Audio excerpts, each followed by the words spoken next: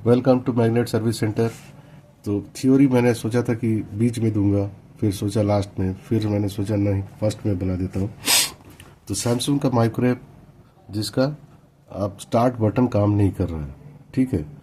तो जो डिस्प्ले रहता है, तो डिस्प्ले और स्विच का क्या कनेक्शन है। तो डिस्प्ले के सेगमेंट बने हुए रहते हैं A B C D E F G, और उसी सेगमेंट का काम, उसी सेगमेंट से स्विच का भी काम बना लेते हैं। ये मान लीजिए पिन कुछ ए बी सी डी वही हो गया, पर इसके साथ फिर दूसरा पिन मान लीजिए, ये मान लीजिए पिन 1 2 3 4 5 6 7, ये 8 9 10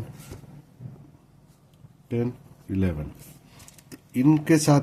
तो ये सेगमेंट वाला डिस्प्ले के लिए भी है और स्विच के लिए भी है।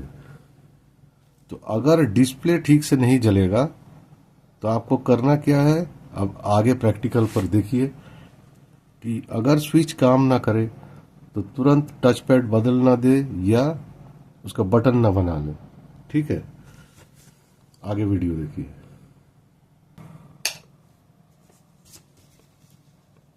इसमें स्टार्ट बटन काम नहीं कर रहा है, स्टॉप काम कर रहा है।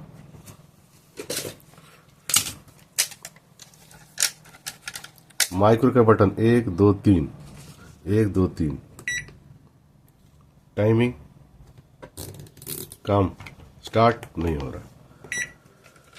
इसका मेन कारण है, देखिए जैसे फर्स्ट ऑन करते हैं तो सारे डिजिट जलने चाहिए, एक सेगमेंट बंद है। अगर ये ठीक हो जाएगा तो आपका ये स्विच काम करने लगेगा। तो अब मैं इस पर प्रैक्टिकल अब आगे कुछ प्रैक्टिकल के पार्ट।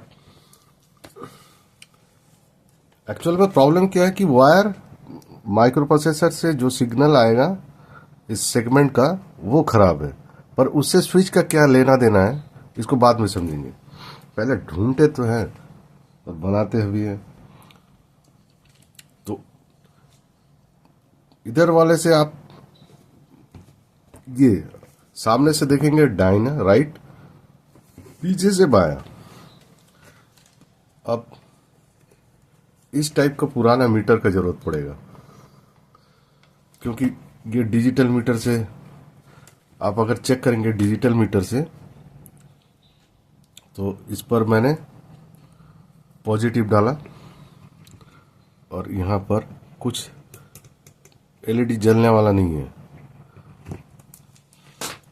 किसी किसी में जलता होगा पर मेरे में नहीं जलता। अब एनालॉग में देखते हैं।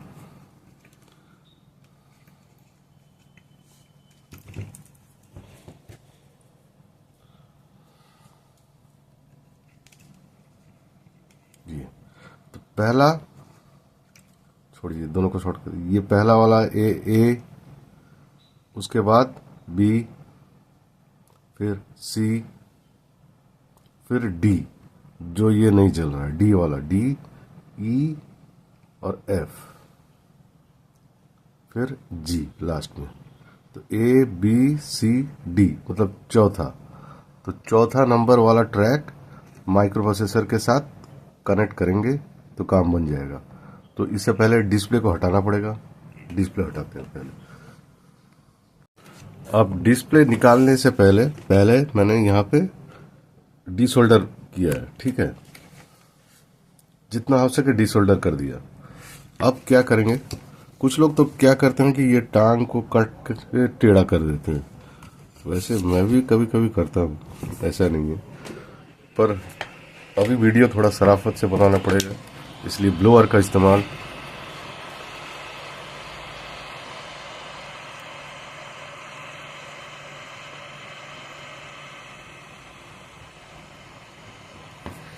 जाओ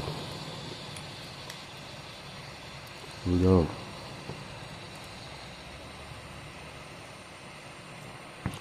खुल गया। ओह, बच गया मैं।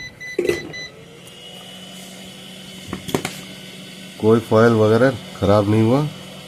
तो हम लोगों का segment A B C D ये डी वाला इधर स्विच की तरफ जाएगा और डी वाला फिर इधर आईसी की तरफ जाएगा। अब इसको ट्रेस करना है और ट्रेस करके उसको ज्वाइन करना है। अब ट्रेसिंग देख लेते हैं। ए ठीक इस आईसी के यहां पे पहला, फिर 2 बी, फिर सी, फिर डी गायब। तो मतलब 1 2 3 4। तो ये बढ़िया सजाया हुआ है सैमसंग वाले ने। तो 1 2 3 4 का कनेक्शन यहाँ पर लाना पड़ेगा तो स्विच का भी कनेक्शन बन जाएगा। तो लाइट और स्विच एक ही साथ रहते हैं। तो उसको थ्योरी पर समझा दिया था क्या। चलिए देखते हैं क्या बनेगा। वीडियो का खिचड़ी पता नहीं। बड़ी मुश्किल से मैंने इसको जोड़ा यहाँ आईसी के साथ। इस रेजिस्टेंस की यहाँ पे जोड़ा। यही ट्रेस चौथे नंबर पिन तक है, ए बी सी डी। तो इस टाइप का जोड़ने में मुझे खासकर थोड़ी तकलीफ होती है क्योंकि अभी मेरा एज भी थोड़ा ज़्यादा है। खैर कोई बात नहीं। अब देखते हैं डिस्प्ले। तो चलिए मान लीजिए जल जाएगा।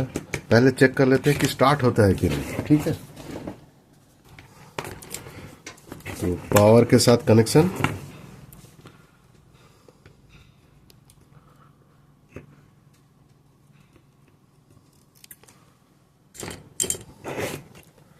और डोर स्विच का कनेक्शन याद से कीजिएगा वरना ये स्टार्ट नहीं होगा। ये जो भी सोलो मॉडल या ग्रिल वाले उसमें ये 4 1 2 3 4 तो 2 और 4 ठीक है, 2 और 4। अब इसको देखते हैं कि ये स्टार्ट होता है कि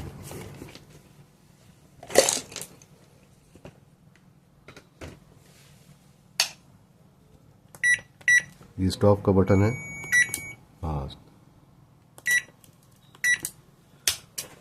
ठीक है, एक बल्ब लगा के भी दिखा देता हूँ ताकि देखने में आसानी रहे।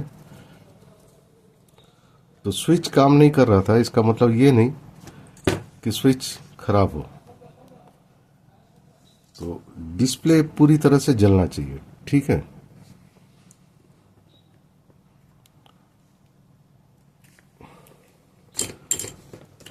तो न्यूट्रल का कॉमन हो गया। फेस इसी रिले से यहाँ पर वापस बल्ब के सेट पे। चलिए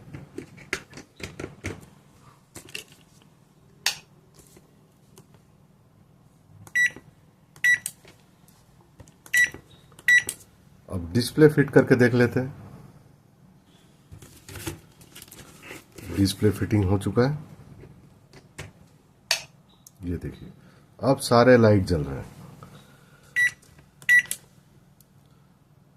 तो डिस्प्ले अगर सैमसंग के पीसीबी पर नहीं जलेंगे तो स्विच भी काम नहीं करेगा।